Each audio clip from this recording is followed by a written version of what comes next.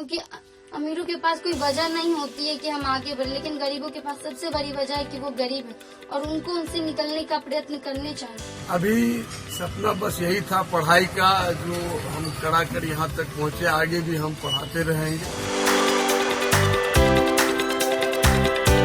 कहते हैं प्रतिभा धूप, हवा और खुशबू की तरह होती है, जिसे लाख छिपाने से छिपाया नहीं जा सकता, अलबत्ता और निखरती ही है।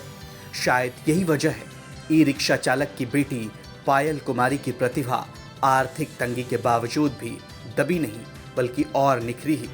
तभी तो बिहार बोर्ड के इंटर कॉमर्स की परीक्षा में बिहार में तीसरा स्थान प्राप्त कर राज्य और जिले का नाम रोशन कर दिया। इस सफलता के पीछे पायल और उसके पिता की कड़ी मेहनत है। पायल की सफलता ने न केवल उनके माता पिता को खुशी दी है, बल्कि ऐसे स्टूडेंट को प्रेरणा भी मिली है जो आर्थिक तंगी की वजह से पढ़ाई नहीं कर पाते हैं या उनकी पढ़ाई में रोड़ा अटक रहा होता है। बिहार में टॉप की है, इसका श्रेय किसको जाता है? पेरेंट्स को, टीचर्स को, गॉड को और सबसे ज्यादा मेरी प्रमीला मैम को, जो मेरी प्राथमिक टीचर थी। पायल जी, ये बताइए आगे आप क्या बनना चाहती हैं? आगे सपना क्या है? सपना तो IAS बनेंगे। सही।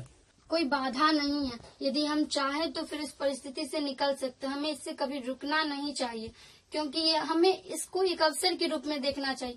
क्योंकि अमीरों के पास कोई वजह नहीं होती है कि हम आगे बढ़े, लेकिन गरीबों के पास सबसे बड़ी वजह है कि वो गरीब है और उनको उनसे निकलने का प्रयत्न करने चाहिए। दरअसल बिहार में थर्ड टॉपर पायल कुमारी खगड़िया नगर परिषद के हाजीपुर पटेल नगर की रहने वाली हैं। ये पायल का कमरा है जो 10 बाय 15 फीट के करीब का होगा, जिसमें किचन भी है और 100 परिवार उसी कमरे में रहते भी हैं। यही कमरा पायल का स्टडी रूम भी है, जिसकी दीवार पर कॉमर्स के महत्वपूर्ण सूत्र चस्पा किए गए हैं। टॉप 10 में तीसरा जगह बनाई है कॉमर्स में, आखिर ये कैसे हुआ? ये सबके सहयोग से हुआ है, माता पिता टीचर्स के सहयोग से हुआ है और खुद के मेहनत से। आप उम्मीद करती थी? उम्मीद तो था, क्योंकि मेहनत करते थे हम। अच्छा, क्या आपका हुई आर्थिक तंगी? आर्थिक तंगी तो बहुत थी, लेकिन मेरे पापा ने हमेशा प्रयास किया है कि जो भी हम मांगते थे एक बार हमें मिल जाता था। क्या करते हैं पापा आपके? ई रिक्शा चलाते हैं।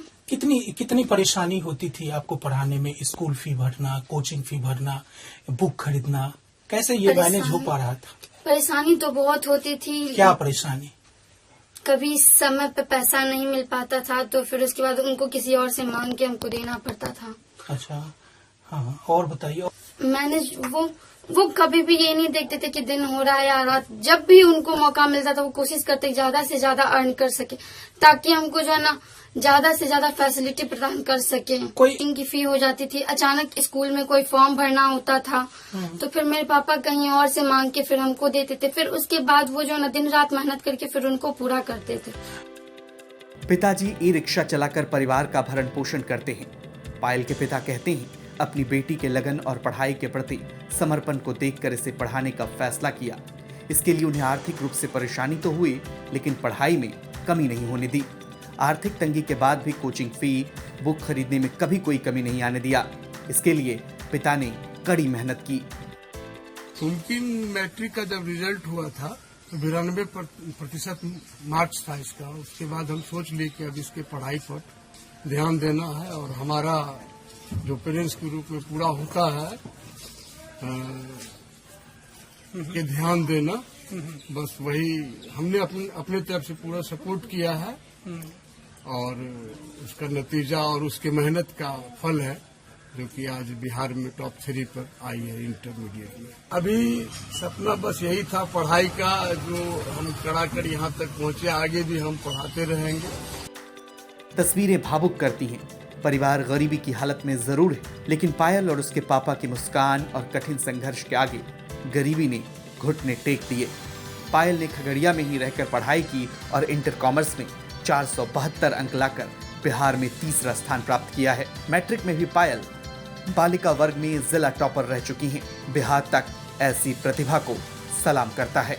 खगड़िया से स्वतंत्र कुमार की रिपोर्ट, बिहार तक।